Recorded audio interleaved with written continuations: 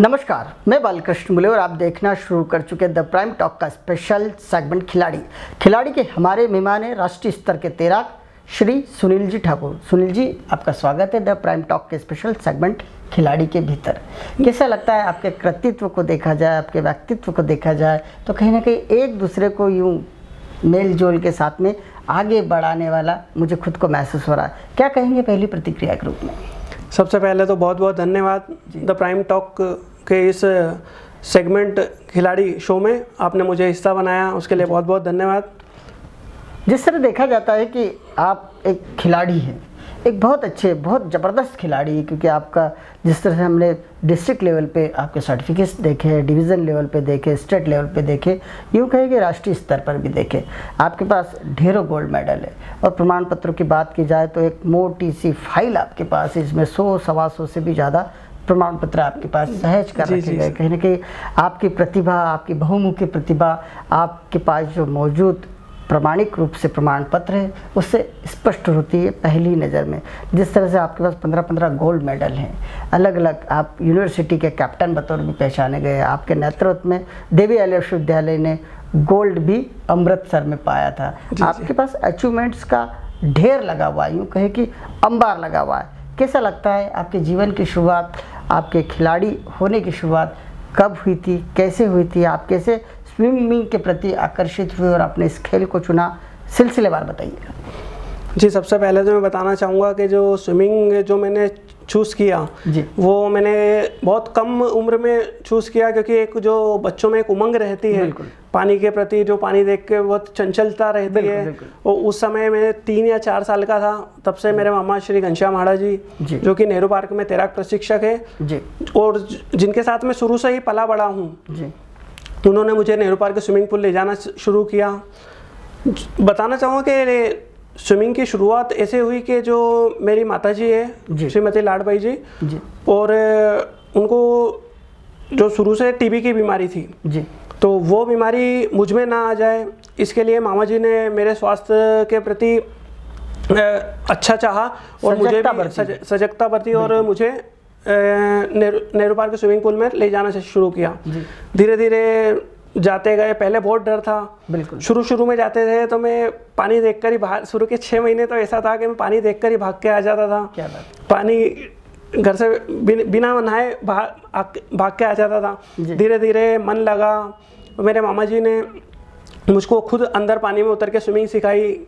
उसके साथ में धीरे धीरे समय बढ़ता गया। हमारे जो विश्वामित्र अवार्डी रमेश व्यास सर जो गोताखोरी में विश्वामित्र अवार्डी है, और सलाह सरवटे मैम जो कि एशियन में मेडलिस्ट है, उनके सुपुर्द कर दिया। फिर जब से लेकर मैंने गोताखोरी और स्विमिंग चालू की जी, 9 साल की उम्र से। जी बिल्कुल। तो 9 साल की उम्र में मैंने पहला अपना कंपटीशन का कैरियर का पहला कंपटीशन शुरू किया था जी। और उसके साथ ही 2001 से लेकर 2011 तक जी, हर district level competition, division level competition, state level competition में 2 गोल्ड और 1 सिल्वर मेडल मेरे पास है जी। तो ये क्या है, जो डिस्ट्रिक्ट और डिवीज़न में आपके जब गोल्ड होंगे जब भी आपका स्टेट में सिलेक्शन होगा, और जब आपका स्टेट में यदि गोल्ड होगा तो ही आपका नेशनल के लिए सिलेक्शन होगा। तो उसमें नेशनल में सिलेक्शन होने के बाद में आपको बहुत ही गौरवान्वित अपने आप में एक महसूस होता है कि आप मध्य प्रदेश टीम का प्रतिनिधित्व करते हुए अपनी टीम के लिए खेलें। बिल्कुल। जिस तरह से देखा जाता है कि आप जब कॉलेज लाइफ में हुआ करते थे तो उस समय भी आपने देवी आर्य विश्वविद्यालय का प्रतिनिधित्व करने का आपको मौका मिला। किस तरह याद करते हैं अपने इंटरव्यू के दौरान आज? जी, बहुत ही सुखद पल थे, क्योंकि स्विमिंग की एक जो बात कही है वो बहुत ही अच्छी कही है कि सारी जो एक्सरसाइज का जो निचोड़ है बिल्कुल उसको स्विमिंग को कहा जाता है जी। आज मैं इतना स्विमिंग शुरू से ही स्वस्थ में इसीलिए हूँ जी कि मैं बचपन से ही स्विमिंग कर रहा हूँ। इसी कारण से मैंने कम उम्र में ही कंपटीशन खेली, बहुत उसका काफ़ी अच्छा परिणाम भी मिला मुझे। आपको कहाँ नेशनल खेलने का मौका मिला है, किस तरह के अवार्ड्स मिले हैं, उस दौरान कंपटीशन की बातें करना चाहेंगे। बाकी कोई परेशानियाँ भी आती थी कॉम्पिटिशन्स में हिस्सा लेने में? जी, परेशानियाँ तो बहुत आई, क्योंकि मैं जो हमारा परिवार है वो मध्यम वर्गीय परिवार है जी। कंपटीशन वगैरह में जाते थे तो सर तो ठीक है फीस ना लेते थे, सिखाने वगैरह की, बट जो आने जाने का किराया लगता था वो देना पड़ता था, जैसे बाहर वहाँ रुकने की व्यवस्था वो सब करना पड़ती थी। फिर भी जो भी हर संभव प्रयास किया, मामा ने मुझे कहीं से कहीं तक परेशानी नहीं उठाने दी।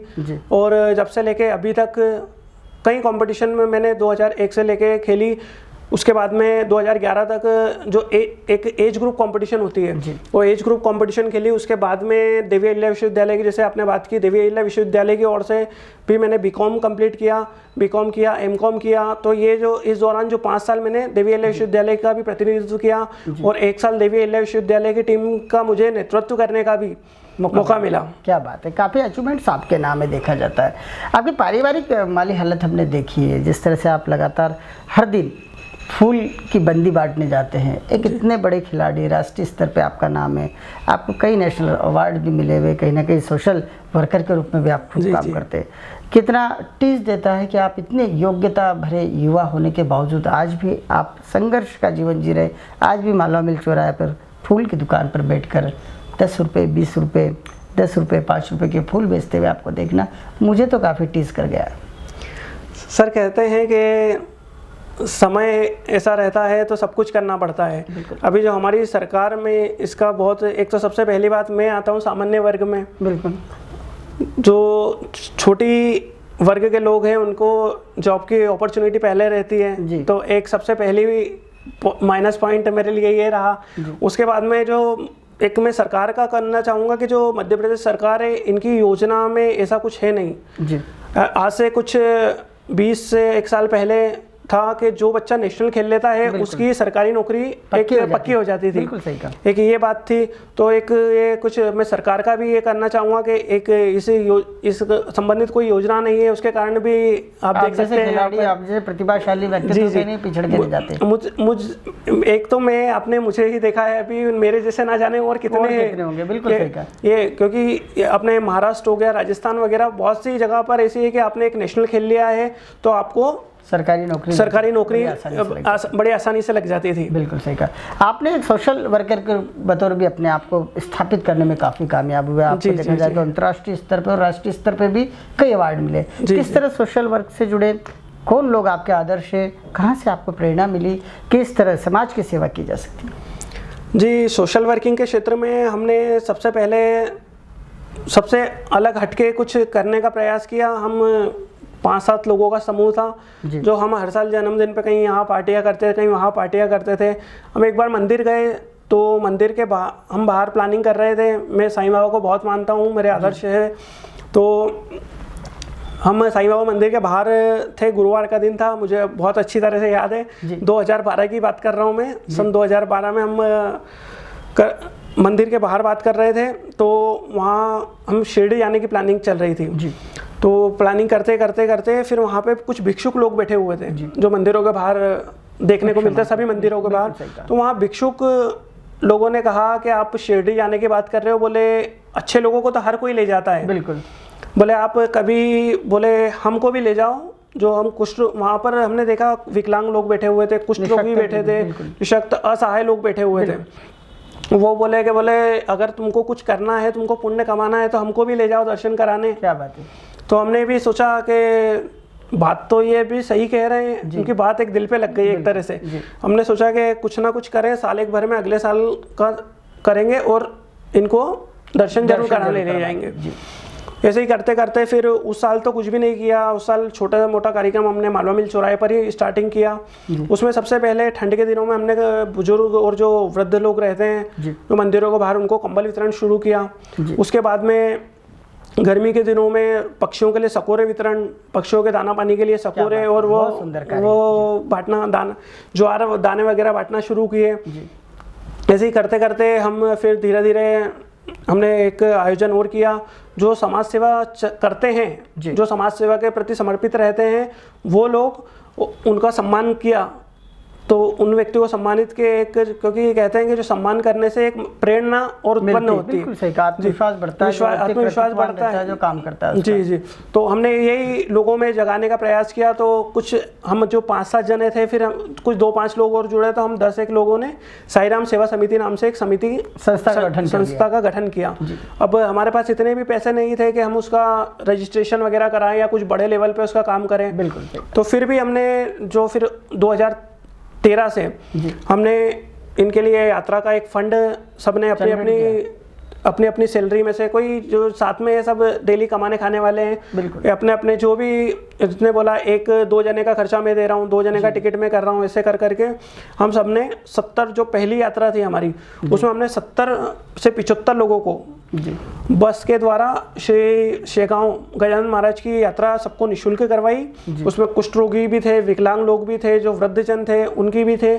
और जब से लेके अभी तक, अभी इस फरवरी में भी हमने शिरडी की यात्रा, मतलब हर साल शिरडी, शेगांव और रामदेवरा, ये तीर्थ यात्राएं प्रतिवर्ष मेरे जन्म दिवस के उपलक्ष्य में फरवरी में हर साल करवाई जाती है, मित्र समूह की ओर। जी। हम सब साथ में, इनका सबका रहना खाना पीना सब निःशुल्क रहता है।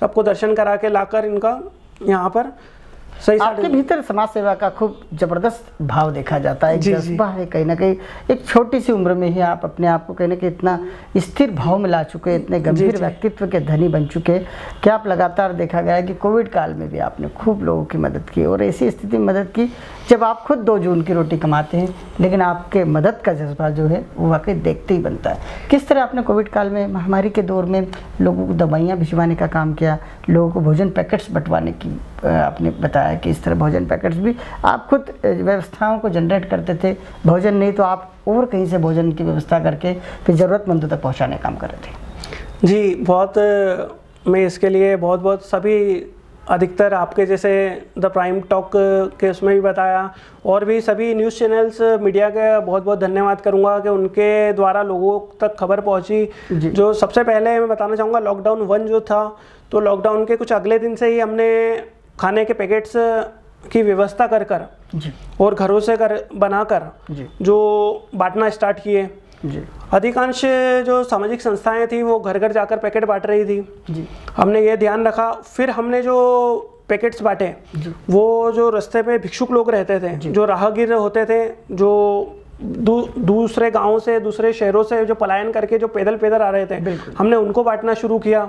फिर धीरे धीरे और कमी आती गई। धीरे धीरे लोगों के पास राशन के लिए हमारे पास फ़ोन आने लग गए कि हमारे पास राशन सामग्री नहीं है, तो आप राशन की व्यवस्था कराइए। नगर निगम अपने स्तर पर कर रहा था, पर लोगों ने हमसे भी कांटेक्ट कर रहे थे फेसबुक के माध्यम से। तो हमने भी, जो कुछ जनप्रतिनिधि है, हमारे टीनू जैन जो बीजेपी के हैं पार्षद है, वो हमारे गोलू शुक्ला जी के बेटे हैं, अंजनेश शुक्ला, यश शुक्ला, हमारे रत्नेश मेंदोला जी है। तो ये जो सारे कांटेक्ट है, तो इनके द्वारा, इनके मित्र मंडली के द्वारा हमने जो कच्चा सामान लाए, तो इनको ऐसी गरीब जो बस्तियां थी, तंग बस्तियां, जो गरीब जरूरतमंद परिवार थे, वो उन तक पहुँचाया। खास बात यह कि आपके द्वारा दवाइयों का भी काफ़ी एक सराहनीय काम किया। आप खुद अपनी मोटर बाइक से निकल कर ज़रूरतमंदों तक दवाई पहुँचाने का काम करते थे। आखिर इतना जज्बा, इतनी सेवा, क्या लक्ष्य, क्या गोल है? जी सर, ये करते करते जैसे ही लॉकडाउन 1 ख़त्म हुआ, लॉकडाउन 2 स्टार्ट हुआ जी, तो लोगों में खाने के साथ साथ सबसे ज़्यादा जो परेशानी आई वो थी दवाइयों की जी। लोग कहते थे कि हमारे को जितना खाना और राशन ज़रूरी है, उतनी ही ज़्यादा दवाइयाँ भी ज़रूरी। बिल्कुल सही कहा। क्योंकि लॉकडाउन का टाइम था, ज़्यादा लोग कहीं दूर जा नहीं सकते थे, आसपास के मेडिकल शॉप पर जाते थे। लोगों के पास नगद की भी कमी हो गई थी, आर्थिक कमियां भी बहुत थी, शॉर्टेज भी बहुत थी। जो बुजुर्ग लोग थे बेचारे डर के मारे पहली बात कोई बाहर नहीं निकल पा रहा था। कर्फ्यू ऐसा था कि अपने से ज़्यादा दूर कोई भी नहीं जा पा रहा था। तो उन्होंने उस टाइम पे मुझ पर उम्मीद जताई। लोगों ने मुझे फेसबुक, व्हाट्सएप के माध्यम से, मुझे मैसेंजर के माध्यम से आधी रात तक मैसेज करते थे कि सर ये दवाइयाँ बहुत ज़रूरी है, इसके बिना मतलब जी नहीं पाएंगे, जितना खाना जरूरी है, क्योंकि दवाइयाँ एक है ही ऐसी। तो उस कारण लोगों ने अपनी पर्चियाँ, दवाइयों के पर्चे, दवाइयों की स्ट्रिप्स, दवाइयों के पैकेट्स फ़ोटो खींच के व्हाट्सएप किए। अब मैंने बोला ठीक है कि अपन करेंगे व्यवस्था। इसमें भी सबसे ज़्यादा परेशानी ये आई कि शुरू में हमारे पास कोई कार्ड नहीं था। एक जो समिति का नॉर्मल कार्ड था, मुझसे चला रहे थे। उसमें भी परेशानी आई कि जो नगर सुरक्षा समिति और पुलिस वाले थे, तो वो बोलते थे कि आपका ये मालवा मिल क्षेत्र का है, तो आप इधर क्या कर रहे हो घूमने, बिल्कुल कर्फ्यू का टाइम है बोले। तो बहुत परेशानी आई। तो हमारे जो टीआई जी तुकोन थाने के टीआई निर्मल श्रीवास जी, उन्होंने बहुत सहयोग किया, उनको पूरी स्थिति का अवगत कराया पूरी स्थिति से। फिर उन्होंने बहुत मदद की, उन्होंने तत्काल थाने पर फ़ोन लगाकर हमें थाने पहुंचाया और हमारे लिए कर्फ्यू पास जारी किए। अब धीरे धीरे हमने सोचा कि चलो हो जाएगा, पर जितना सोचा उससे कई गुना ज़्यादा अच्छा कर कठिनाई का सामना करना पड़ा। कठिनाई का सर सामना इसलिए करना पड़ा क्योंकि कोरोना काल चल रहा था, या गाड़ियों का ट्रांसपोर्ट टोटली बंद थे। दवा बाजार, इतना जो इंदौर का सबसे बड़ा जो दवा बाजार है, आप देख सकते हैं कि सबसे पहले तो इंदौर में कोरोना जो विश्व त्रासदी जो सबसे ज़्यादा इफेक्ट पड़ा वो इंदौर में पड़ा, वैश्विक महामारी का, बिल्कुल वैश्विक जो महामारी का इंदौर में पड़ा। अब इंदौर में अधिकांश पूरे दवा बाजार की 30 से 40% केवल दुकानें खुली रहती थी, और उन दुकानों पे भी जो दवाइयाँ की स्ट्रिप्स आती थी, तो दवाइयों में सोशल डिस्टेंसिंग का पालन करना है, दवाइयों की कतार में खड़े होकर इंतजार करना पड़ता था, 2-2 घंटे बाद नंबर आता था, फिर मालूम पड़ता था कि दवाई है ही नहीं, और दवाइयों की बहुत ज़्यादा परेशानी पड़ी। धीरे धीरे करके कुछ 1-2 लोग मेडिकल स्टाफ के भी हमसे थे दवा बाजार के, तो हमने उनकी तरफ से बहुत जो एक महेंद्र चौधरी जी है हमारे, उन्होंने हमें बहुत सहयोग किया कि दवाइयों की 2-3 दुकानों के नंबर दे दिए थे दवा बाजार की, कि आपके पास जो भी मैसेज आता है दवाइयों का तो आप उनको व्हाट्सएप कर दो, यदि उनके पास होगी तो वो आप बना के पैकेट आपको रख देंगे। आपको ढेर सारे अवार्ड भी मिले कहीं ना कहीं आपके सामाजिक क्षेत्र में जो काम किए, कौन कौन से अवार्ड है आपके नाम? जी, बहुत सारे सामाजिक क्षेत्र में, इंदौर में भी मिला है, भोपाल में भी मिले हैं। इनके साथ साथ ही मुझे इंदौर के पूरे भारत के कई शहरों में भी अवार्ड मिले हैं। अवार्ड में 9 तो राष्ट्रीय अवार्ड मुझे सामाजिक कार्यों के लिए मिले हैं, और 2 अभी तक अंतर्राष्ट्रीय अवार्ड मुझे मिल चुके हैं। क्या क्या नाम है अवार्ड्स का? एक तो जो सबसे शुरू अवार्ड मिला था वो मुझे बहुत कम उम्र के लिए जो समाज सेवी सर्वश्रेष्ठ युवा समाज सेवी अवार्ड मिला था, जो कि नागपुर में मिला था। और इसके अलावा भी सोशल वर्किंग है, बेस्ट सोशल वर्किंग अवार्ड, और भारत रत्न डॉक्टर बाबा साहेब अम्बेडकर भारत रत्न ये अपना सामाजिक का अवार्ड। इस प्रकार मुझे समाज सेवा के क्षेत्र में, और मैं जैसा कि तैराकी के उसमें भी अच्छा हूँ, तो ये इन दोनों के मिलके भी मुझे बहुत सारे अंतर्राष्ट्रीय जो पुरस्कार मिले थे। वो है इंटरनेशनल कलाम गोल्डन अवार्ड, जो कि चेन्नई के होटल चेन्नई डिलक्स में मिला था। उन्होंने ही मुझे, सबसे अच्छी बात ये थी कि उन्होंने आने जाने का किराया वगैरह भी सारा उपलब्ध कराया था, क्योंकि मैंने उनसे कह दिया था कि सर मेरी इतनी वो नहीं है कि मैं वहाँ पर आऊँ, इतना किराया लगाकर और वहाँ रुकूँ, तो ये करवाई थी। एक अभी और इंटरनेशनल आइकन अवार्ड, जो कि अपने फिल्मी जगत की सुष्मिता मुखर्जी जो कि उनके द्वारा दिया गया था, उसमें भी अंतर्राष्ट्रीय कई हस्तियां आई थी जो सम्मानित होने आई थी। इन अंतर्राष्ट्रीय अवार्डों में नेपाल, सिंगापुर, चाइना और अपने ऐसे और भी कई देशों के सुनील जी, आप काफ़ी मासूमियत के साथ में अपनी बातें करते हैं, कहीं ना कहीं दिल को छू सी जाती है। ऐसा लगता है कि वाकई इतना कृतित्व, कहीं ना कहीं ये भाव तो व्यक्ति के मन में तब आता है जब कहीं व्यक्ति का समय पूरा जीवन वो कहीं ना कहीं पीछे छोड़ आता है, और उसके बाद उसके भीतर कई परोपकार की भावना आ पाती है। आप जैसे युवा वाकई भारत भूमि में हैं, आपका ईश्वर जरूर एक दिन कल्याण करेगा। आप इतने कृतित्ववान हैं, और आपको केवल महज चाहिए समाज से तो केवल एक छोटी सी जॉब, जिससे आप अपनी जीवन की नैया को पार लगा सके। लेकिन इस बीच आप जो कर रहे हैं वो काम काफ़ी बड़ा काम कर रहे हैं कि व्यक्ति खुद के लिए तो हर कोई कर लेता है, लेकिन कहीं ना कहीं निस्वार्थ भाव से समाज की जो सेवा करता है, परोपकार करता है, उससे बड़ा मुझे नहीं लगता कि कोई और काम हो सकता है। आपने द प्राइम टॉक के स्पेशल सेगमेंट खिलाड़ी में हिस्सा लिया, इसके लिए आपका बहुत बहुत धन्यवाद। आप इसी तरह आगे बढ़ते रहे, दीर्घायु है। हमारी तरफ से बहुत सारी शुभकामनाएं। धन्यवाद। बहुत बहुत धन्यवाद सर, बहुत बहुत आभार।